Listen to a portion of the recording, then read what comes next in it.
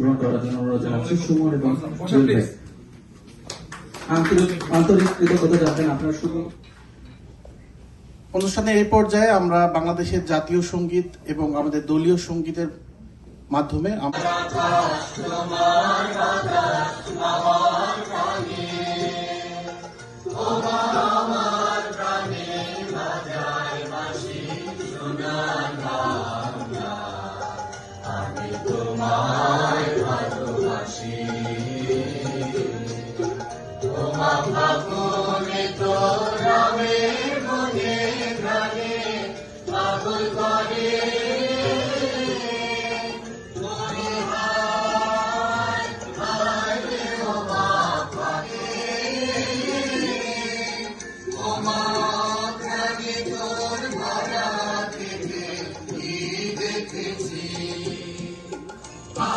প্রধান অতিথি এবং বিশেষ অতিথি সবাইকে এবং মঞ্চে যারা এখানে বসে আছেন সবাইকে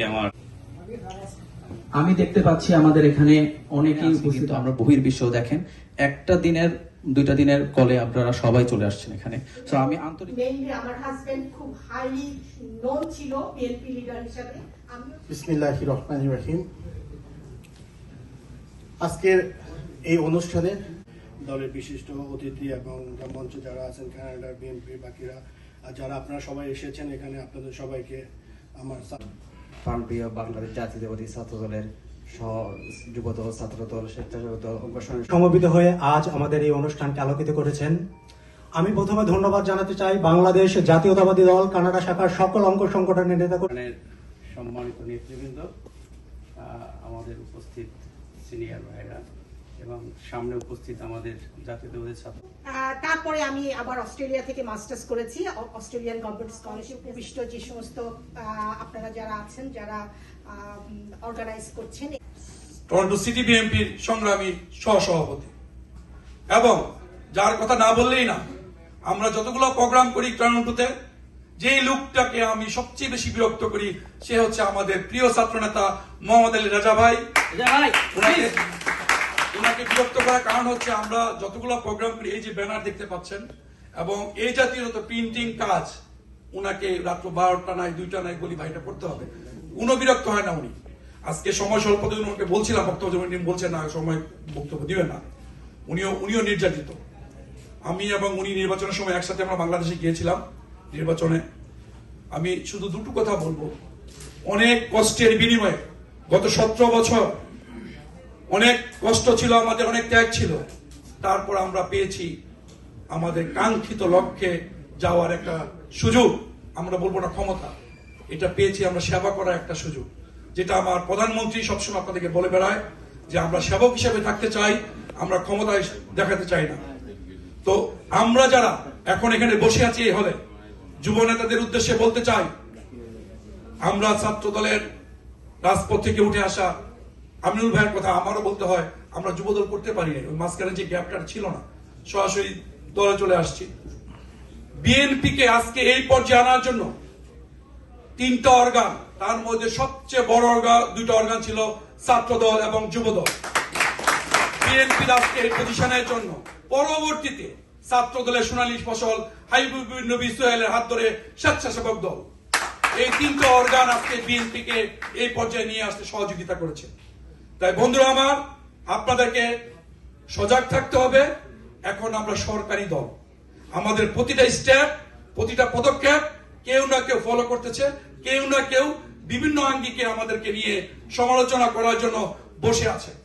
আমরা এমন কিছু করব না যাতে আমার জন্য আমার দল ক্ষতিগ্রস্ত হয়।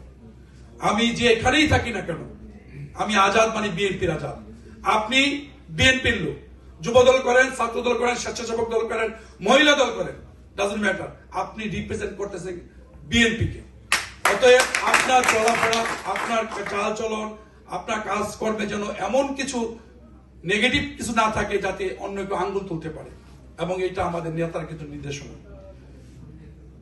আমি একটি কথা বলি, আমি যখন দেশে ছিলাম, নির্বাচন করতে গিয়েছিলাম, নির্বাচনে অনেক জায়গায় গিয়েছি, খুলনা রিজনে বেশি ঘুরেছিলাম, খুলনা, মাগুরা, যশোর, প্রত্যন্ত অঞ্চলে আমরা যে ভোট পেয়েছি তার একটা কারণ ছিল নির্যাতন, দ্বিতীয় কারণ ছিল কি জানেন, তারেক সাহেবের সেই বক্তব্যগুলো।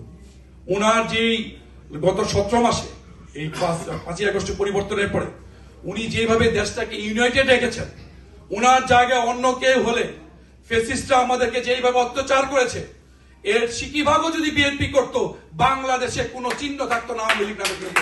আসলে সবার আগে আমাদের আসলে যেই জিনিসটা খুব উপলব্ধি করা উচিত, আমাদের ধন্যবাদ জ্ঞাপন করা উচিত কানাডা বিএনপির সংগ্রামী সভাপতি জনাব আব্দুল আহাদ খন্দকার এবং সংগ্রামী বিপ্লবী সাধারণ সম্পাদক জনাব মুজিবুর রহমান, ওনাদের দুইজনের প্রচেষ্টায়, আন্তরিক প্রচেষ্টায় আজকে কানাডা পশ্চিম বিএনপি বহির্বিশ্বে যতগুলো ইউনিট বিএনপি আছে তার মধ্যে অন্যতম এবং বলা যায় বেস্ট।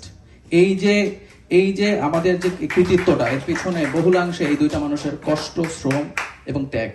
একই সাথে আমাদের মাঝে অন্টারিও বিএনপি স্টেট বিএনপির প্রেসিডেন্ট আছেন, ওনাদের যেই আমাদের সাথে যেই যোগসাজশ, যেই দলের প্রতি যেই পরিমাণ ত্যাগ এবং ভালোবাসা, যার কারণে আজকে কিন্তু আমরা বহির্বিশ্বেও দেখেন একটা দিনের 2টা দিনের কলে আপনারা সবাই চলে আসছেন এখানে। সো আমি আন্তরিকভাবে ধন্যবাদ জ্ঞাপন করছি জনাব আব্দুল কালাম আজাদ ভাইয়ের প্রতি, উনি অন্টারিও বিএনপির সভাপতি হয়েও উনি ওনার দিক থেকে আমাদেরকে দিক নির্দেশমূলক আমরা যখন চেয়েছি তখন আমরা ওনাকে পেয়েছি। আন্তরিক কৃতজ্ঞতা জ্ঞাপন করছি জনাব আব্দুল কালাম আজাদ।